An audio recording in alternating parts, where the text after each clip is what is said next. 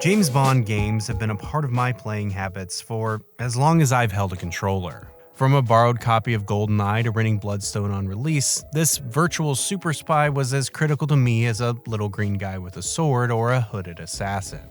However, when looking back at the nearly 30 years of Bond games since GoldenEye slapped its way onto the N64, a trend arises. While many of the games are great, so often they come off the back of projects that are lost, caught in the web of countless stakeholders, and forced to change or be outright cancelled. This is the story of James Bond video games, but not from the perspective of those that actually released, but the ones that never saw the light of day. From an HD take on a classic and a sequel to an iconic third-person shooter, to a Lego game and even one from Telltale, it's time we explore these forgotten pieces of Bond history.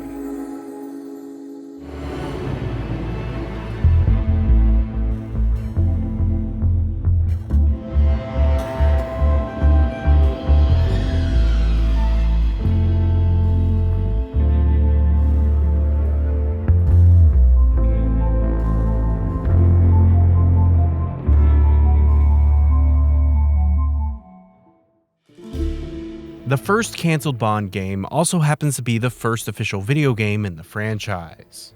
Following a short stint developing a prototype for a Moonraker game in 1982 that never got off the ground, Atari-era publisher Parker Brothers contracted Western Technologies to develop a Bond game in the lead-up to Roger Moore's sixth film, titled James Bond as Seen in Octopussy.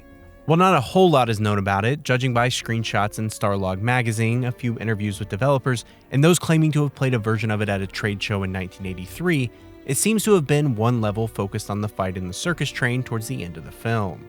Western Technologies, however, fell behind schedule by a whole year, and Parker Brothers decided that they were more interested in something similar to Moon Patrol and pulled the plug. Instead, they turned to On Time Software, who developed the actually released James Bond 007 in 1984. Despite the similarity in name, On Time's game is much more focused on a wide range of Bond moments from different films. Well, kind of. Despite stating that levels are from Diamonds Are Forever, The Spy Who Loved Me, and Moonraker, they're all chase missions for an all-terrain vehicle that kind of looks like the Lotus, but doesn't really resemble much else from its namesakes. It's a classic shovelware Atari game from Parker Brothers, exemplary of the North American console crash that was going on when it hit store shelves. Two things are important here. One, it's good to never underestimate how voracious and committed fans of Atari-era games are to gathering information. So much of what we have on this game and countless other unreleased titles from the time come from 20-year-old threads by fans on forums tracking down developers, digging up prototypes, and piecing together what they can for a sort of collective memory. Atari-era games are a bit like the silent era of film where so much is lost, and so this really does feel like the front line of preservation. The other is that Bond games didn't necessarily start with GoldenEye and Pierce Brosnan, and would continue, particularly in the UK home computer market, for over a decade before the N64. It's an interesting, often unexplored era that I personally find fascinating. When Bond returned to theaters after a 6-year gap for GoldenEye in 1995, the debut of Pierce Brosnan, Nintendo would acquire the license, briefly tasking Rare with the development of an SNES tie-in using the same tech and team behind Donkey Kong Country. When studio director Tim Stamper would hand the project over to Martin Hollis and his team, it would be moved to Nintendo's next-gen Ultra 64, first as a rail shooter and then as the game we know it as today. However, when that new console hardware, now dubbed simply the Nintendo 64, would be delayed out of holiday 1995, Nintendo would offer up the Virtual Boy instead, a stereoscopic 3D desktop console that only released games for 8 months. Similar to the Atari 2600 era, a take on GoldenEye was mentioned in a brochure advertising the console, featuring a single image of the DB5, which made its reappearance in this film. I enjoy a spirited ride as much as the next girl, but... Who's that? The next girl.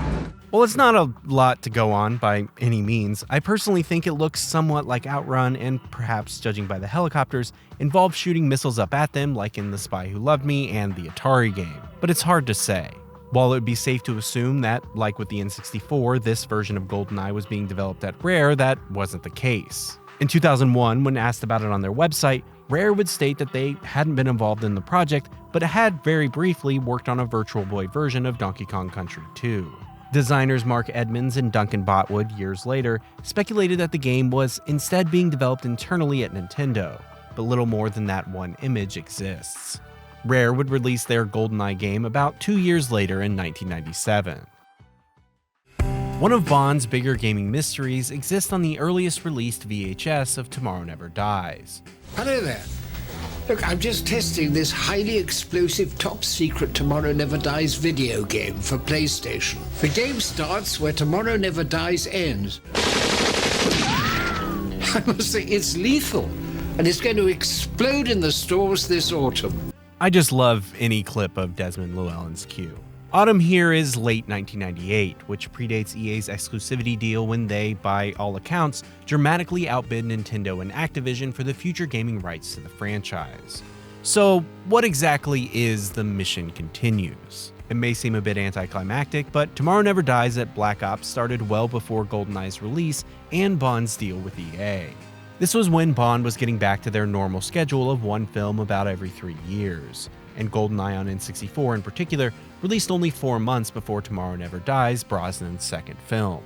While EA would publish the tie-in to that movie, Black Ops wasn't one of their studios, and negotiated the deal directly with MGM Interactive, making a game that filled in the gaps and expanded on the ideas of the film. As Q put it, it started where the film ended, with its scuba missions and first-person shooting segments. While some of these ideas ended up in the finished game, it seems that a lot of this was pared back and reworked, delaying it until about a month before The World Is Not Enough, continuing the trend for Bond games. To be fair to Black Ops, these expanded ideas weren't uncommon for tie-in games at the time, and feel reminiscent of missions like Surface and Silo in GoldenEye that further fleshed out the world and put Bond in places he wasn't in the movie in order to give the players something to actually play. When EA signed their deal, they took over publishing for Black Ops' Tomorrow Never Dies and subsequent releases going forward. The mission did technically continue, but more in the direction of Brosnan's third outing, The World Is Not Enough. While Black Ops' PS1 exclusive game wasn't particularly well received, these Mission Continues expanded ideas would be an early precursor to what Electronic Arts would do going forward. EA's start with the license was admittedly a bit rocky. 007 Racing and Tomorrow Never Dies failed to reach the highs of GoldenEye, and despite rumors of a sequel to the former, the team moved to get a head start on the next generation with a big PS2 tie-in to The World Is Not Enough. For clarity and context, this project was different than Eurocom's The World Is Not Enough game that released in December 2000, about a year after the film, on PS1 and N64.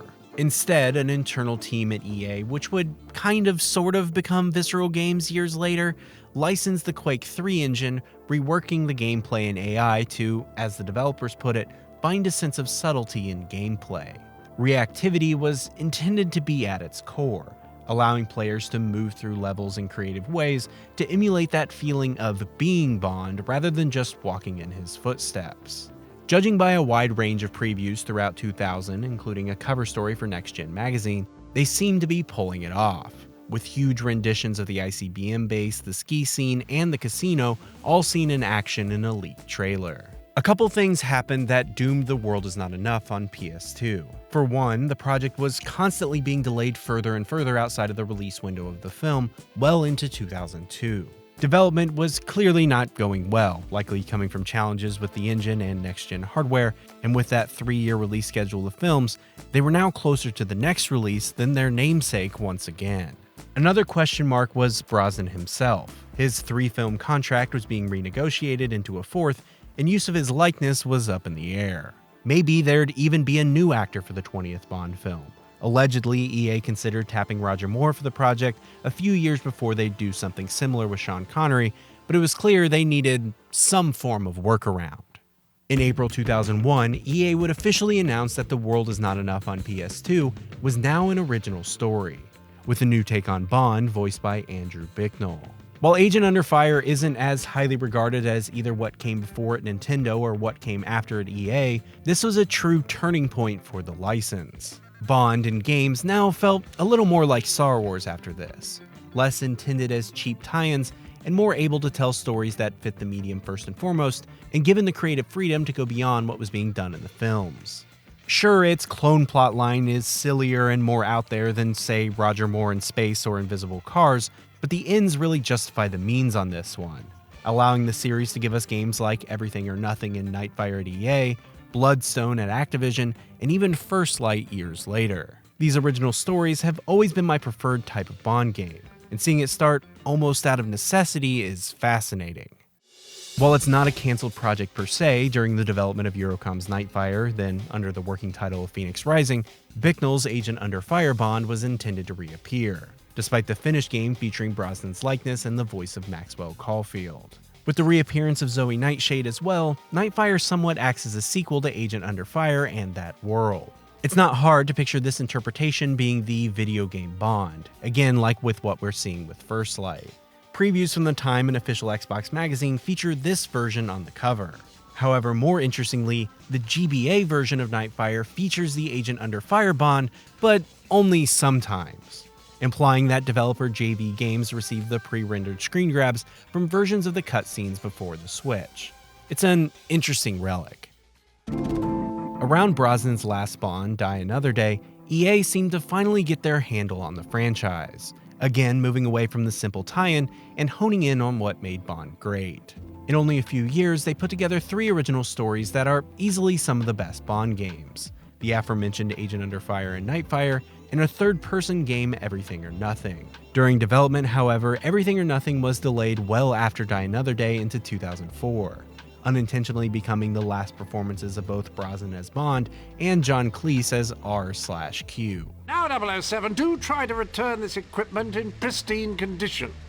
I'll do my best. That's what I was afraid of. When it was announced that Brosnan was departing the role in February 2005, preliminary work on a sequel to Everything or Nothing had started under the working title of Bond 6, with a short pre-rendered trailer appearing years later. Sources from around the time speculated that, despite Brosnan technically already being signed on for the project, the likelihood of a new actor being announced for the role in the coming year would cause some unnecessary marketing headaches, and EA would once again turn to a creative solution they considered for Agent Under Fire. The internal team that was, again, kind of sort of Visceral Games, pivoted their work to adapting From Russia with Love into game form, having Sean Connery return to the role, while another team looked towards the new era. The development of Electronic Arts' Casino Royale game is admittedly a bit short-lived, but comes at a unique time in both Bond games and the franchise as a whole. While work finished up on From Russia with Love, Daniel Craig was announced as Brosnan's successor, with the films moving to adapt the first Bond novel, Casino Royale. With new hardware on the horizon and a new era beginning, EA saw an opportunity to avoid their previous mistakes. The team began working closely with pre-production, location scouts, and costume designers to begin modeling and environment work before the film had even entered full production towards the end of 2005. They were once again targeting something in the vein of Everything or Nothing, and would have been among a very small number of Craig-era third-person shooters. However, despite getting an estimated 15% of the game finished, the development was already troubled. For one, GoldenEye Rogue Agent, despite its heavy marketing, failed to meet sales expectations, and the now released From Russia with Love wasn't doing much better despite the star power behind it. Outside of Bond, their Superman Returns tie-in was delayed outside of the theatrical release window, and into the DVD release a few months later. Not a death sentence, sure, but certainly costly, and it was quickly becoming clear to EA that their future was an original IP that didn't necessarily need to be hitched to these big franchises. Next-gen hardware as well proved tricky. The team quickly pulled back on both the 360 and PS3, despite their goal of being a launch title for the latter, instead focusing on the known quantities of the previous generation. It was a nearly exact repeat of how things went down from The World Is Not Enough 5 years before. With no tie-in game once again, EA and MGM would part ways, 4 years before their licensing deal was supposed to end. Activision, who had been in that bidding war when EA originally acquired it, took over the license, targeting a tie-in for the 22nd Bond film. Call of Duty developer Treyarch would be tapped for Activision's first game, and they'd use their engine to create a Quantum of Solace tie-in that was almost entirely an adaptation of Casino Royale. This comes in part from the team having less access to the ongoing Quantum production than EA had for the previous film, and starting development before the film had actually started shooting. Instead, the team was aware that Quantum was intended as a direct sequel, and they felt it was best to focus on what was already set in stone. To be fair, Quantum of Solace was a game I truly loved on release. While I played Nightfire and Everything or Nothing, they were very much older brother games. I'd spent the 3-year gap between EA's last game and Activision's first falling in love, pun intended, with From Russia with Love, and was hotly anticipating both the Quantum of Solace movie and game when they released. Despite only seeing Casino Royale maybe twice at the time, I replayed its missions far more often, with its main casino level and the one set at the Miami airport being a favorite. It may not be great in retrospect, but it feels special to me. However, with the benefit of hindsight, part of me can't help but wish we got EA's game instead. A tie-in to what's now my favorite Bond film with that EA team and what feels like their prime seems like a surefire hit. That being said, we almost kind of did get that game. While it wasn't that internal team at EA, Eurocom, who had developed Nightfire and The World Is Not Enough on N64, were tasked with developing the last-gen versions on PS2. And it's an everything or nothing style third-person shooter. To be honest though, it's certainly not to the quality of what they did under EA by any stretch, and more closely resembles the released last-gen versions of other games from the time. Charming and interesting, sure, but messy and clearly low budget more than anything.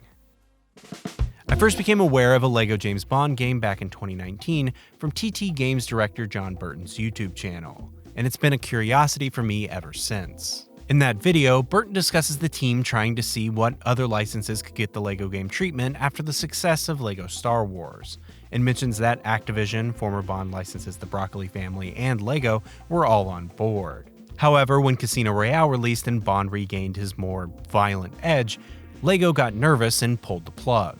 He goes on to mention that they also floated LEGO Indiana Jones before the announcement of Kingdom of the Crystal Skull, and the brickmaker declined because there weren't any indie sets in production at the time. That would change around the fourth film, and the team would be given the green light to create LEGO Indiana Jones.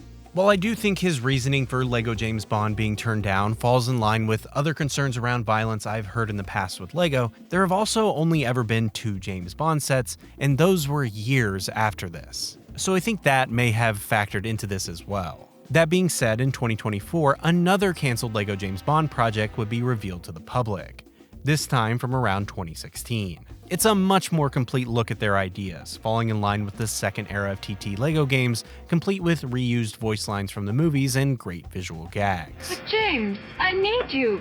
So does England. A similar, albeit less finished version of this trailer leaked around the same time, but both shine a light on how TT was going to approach Bond. For context, much of what we know comes from YouTuber LEGO Game Museum, who moderates the LEGO game subreddit, and provided some context there about what they'd heard on the project. I want to state that they seem to have a decent enough track record, but as always, consider the source. It seems that this trailer was found somewhere inside the LEGO Dimensions data, the Toys for Life game that featured a wider range of more adult franchises and less ones that immediately come to mind with LEGO. Despite this, it seems TT Games was aware that Dimensions was in its final days, and the team moved to pitch Bond as a potential project after the fact, putting together this trailer internally before presenting it to the LEGO group. This was almost 10 years after they'd tried this before. LEGO Games had covered numerous franchises with their formula, and this again doesn't feel too far off from the likes of Indiana Jones. LEGO, however, once again turned down the project, with LEGO Game Museum citing the violence and names like Pussy Galore and Plenty O'Toole. Hi, I'm Plenty. But of course you are. Plenty O'Toole. Named after your father, perhaps? It's a shame, and of course it's a project I'd love to see, but it does seem pretty far from the usual LEGO fare. Years later, Bond would finally get a presence in LEGO with both a large-scale and a Speed Champions DB5, the latter of which featuring a depressed-looking Daniel Craig with a wrench rather than a gun, giving some credence to that violence theory.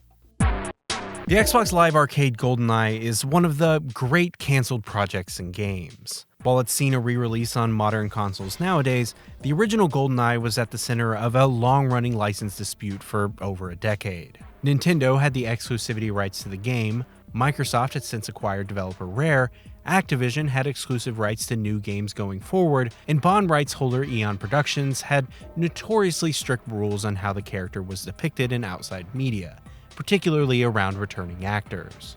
In 2006, Nintendo of America president Reggie discussed a port coming to Wii Virtual Console, and that they were exploring their options. Sometime in 2007, however, a small team of about 8 developers at Rare would be tasked with creating an updated HD version of GoldenEye for Xbox Live. Former Nintendo producer Ken Lobb, who'd now moved on to Microsoft, had gotten word that Nintendo was ready to play ball. The team set out to make a very faithful and straightforward remake of the original, doing nothing in the way of updating music or AI, and instead refining the textures and adding online multiplayer support. It was the easiest project the team had worked on by a long shot, and the bulk of it was completed in just 9 months, with Tilston estimating that the game only had about 90 bugs left before completion. In 2021, a build from around this time leaked to the public, and it is far and away the most complete canceled project I've ever seen. So often, all we see are tech demos or broken builds that have to be fiddled with, but when I covered the project a while back in a GoldenEye Successors video, I found it to be very playable. That's probably helped by it clearly just being the original game with a fresh coat of paint, but I do mean that as a compliment. Some actors seem to have been changed, and I'd guess more were probably to come, and the developer cameos have been swapped out for the current team rather than those who had since departed the studio, but it's just GoldenEye. Plain and simple. The thing is, however, Rare didn't quite have the green light, and someone at Nintendo got word of the plan and pulled the plug. Their exact reasoning is a little unclear. Tilston and Edmonds are under the impression that the actual decision makers at Nintendo weren't happy with the idea of it being at Microsoft. It's understandable. Xbox Live Arcade was an early digital online marketplace, and the Wii's Virtual Console was a direct competitor. An anonymous source speaking to Patrick Klepek at 1UP said this all came down to money. Does Rare buy it outright? Does Nintendo get a percentage of the sales? And so on until negotiations broke down. Perfect Dark, the spiritual successor to GoldenEye, would get an HD re-release on the platform in 2010, and it is just very clearly the same treatment as the GoldenEye XBLA project, despite being done by an external studio.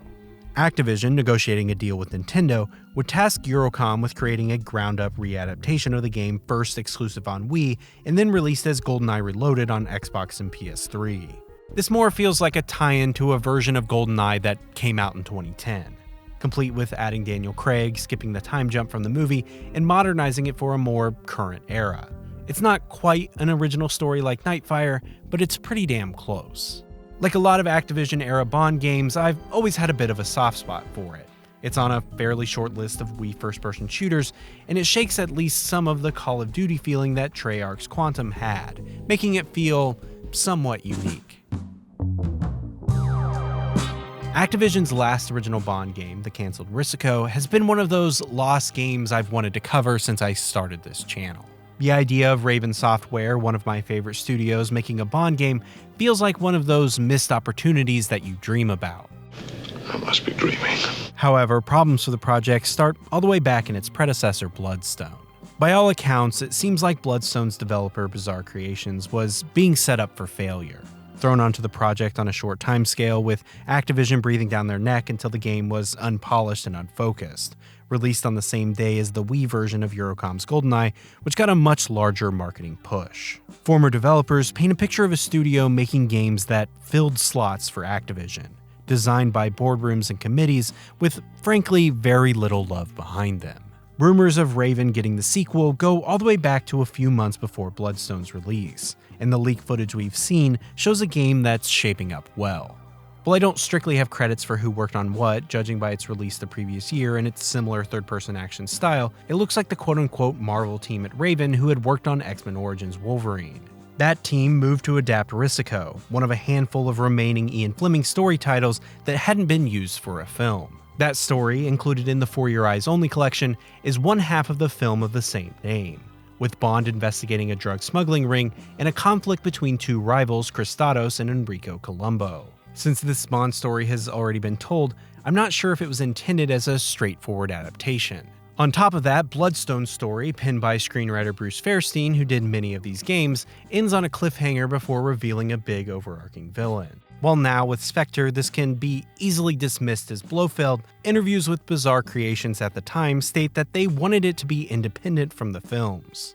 Like with Agent Under Fire and Nightfire before, it's safe to assume that Raven was going to pick up these threads in a sequel. It's not hard to picture a combination of Bloodstone's diamond-focused plot and the smuggling war from the Risico short story combining here, but it's hard to say for certain.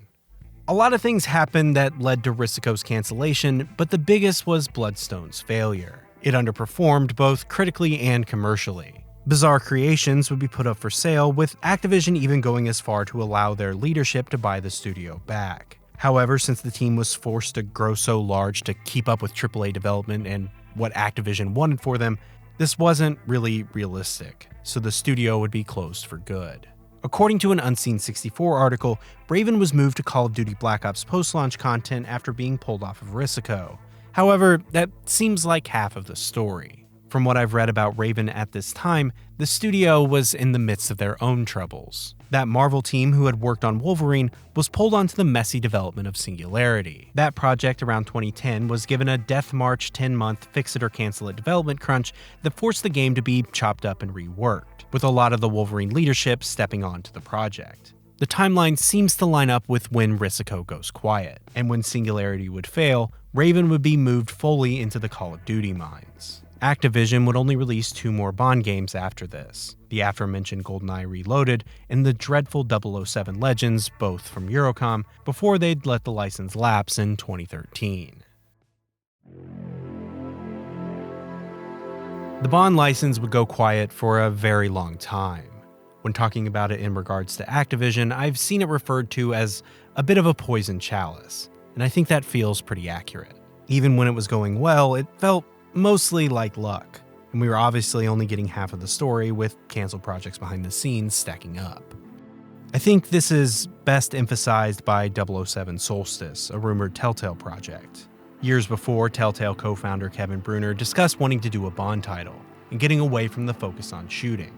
Instead, he wanted to take inspiration from the literary Bond, putting focus on the spycraft and the intrigue.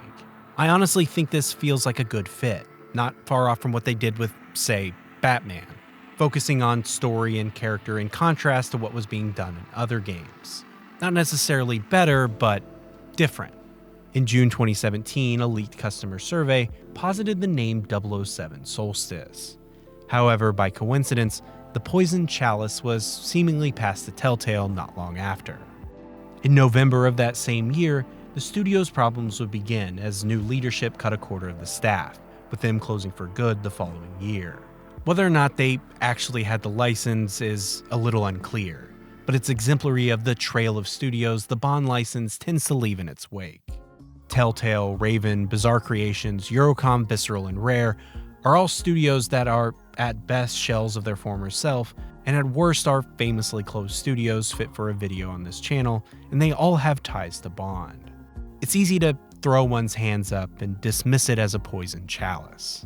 In reality, however, it comes at the hands of a thunderball boardroom full of would-be Spectre villains, seeing Bond as little more than one of a dozen licenses in a portfolio. Activision, EA, and even Telltale and Parker Brothers have that in common. Overextending, slotting their games into a formula, and, as Bizarre put it, seeing them as only dates on a calendar poisoned the chalice. I've always seen the franchise as something more bespoke, more handcrafted, deliberate, and personal than the endless content machines these companies wanted. It's easy to make Bond Call of Duty. It's hard to make Bond feel like Bond. I think that's a huge reason why Bond games have stuck with me for so long. When it does capture that feeling, it's something truly special. That's why so many people have labeled Everything or Nothing as Brosnan's true last film, or why so many of these canceled games feel like huge missed opportunities. They were just one more chance to see if someone else could capture that feeling.